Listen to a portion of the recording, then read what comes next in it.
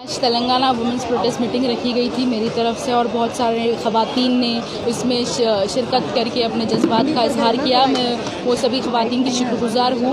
हमारी बस यही कोशिश है कि हम बस यही चाहते हैं कि हैदराबाद की औरतें भी इनकलाब का हिस्सा बने। हम पूरी कोशिश करेंगे कि हैदराबाद में भी शाहीन बाग बने, क्योंकि काले क़ानून के ख़िलाफ़ हमें आवाज़ उठाना बहुत ज़रूरी है। CA NRC और NPR जो है हमारे संविधान के ख़िलाफ़ है, हमारी एकता को तोड़ना चाहते हैं और एक ऐसी आइडियोलॉजी लाना चाहते हैं जो पूरे हिंदुस्तान में नफ़रत फैल रही है, हिंदू मुस्लिम को लड़ा रहे हैं, अपना ही घर तोड़ने की कोशिश हो रही है। तो जो हम आखिर तक ऐसी आइडियोलॉजी लाने वाली हुकूमत से ज़रूर लड़ेंगे।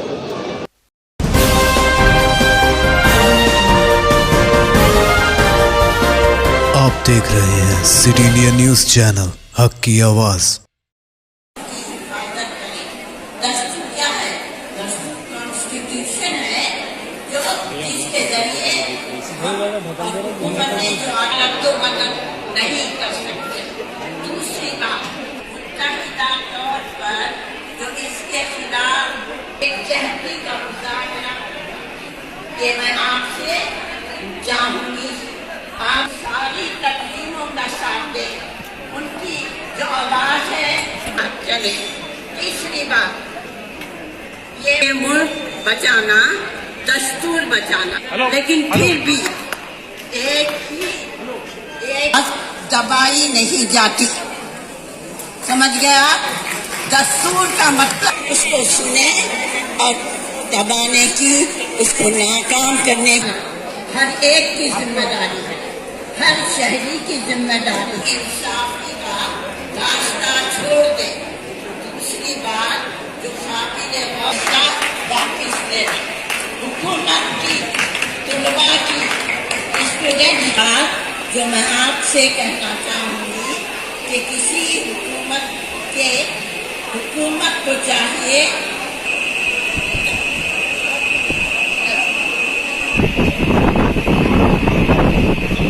मैं कभी रोका नहीं जा सकता। तो जब आप सुन रहे हैं कि मैं आपसे और हुकूमत से उनकी सियासत इतनी निचली सतह पर आ गई है कि दिखाई देना है, मगर आप सब पुख्ता इरादा शरीक होंगे दस्तूर को बचाने की। बहुत बहुत शुक्रिया मैडम, आपने बहुत ही तफसील से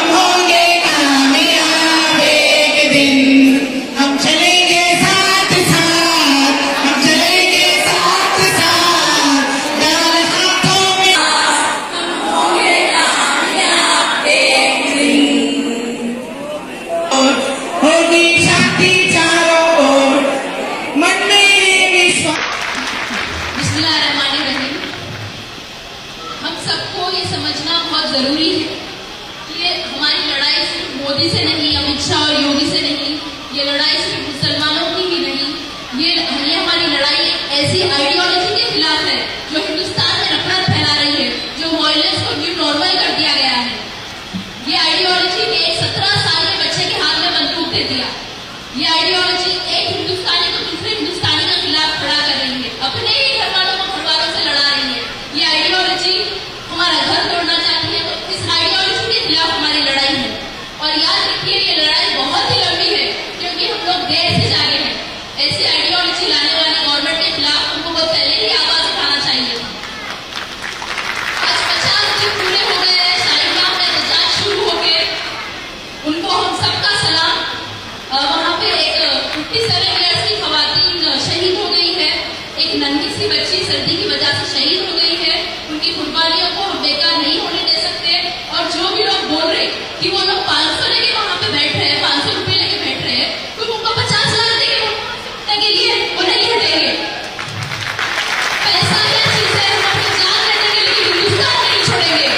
हिंदुस्तान का मुसलमान रोज 94 दफा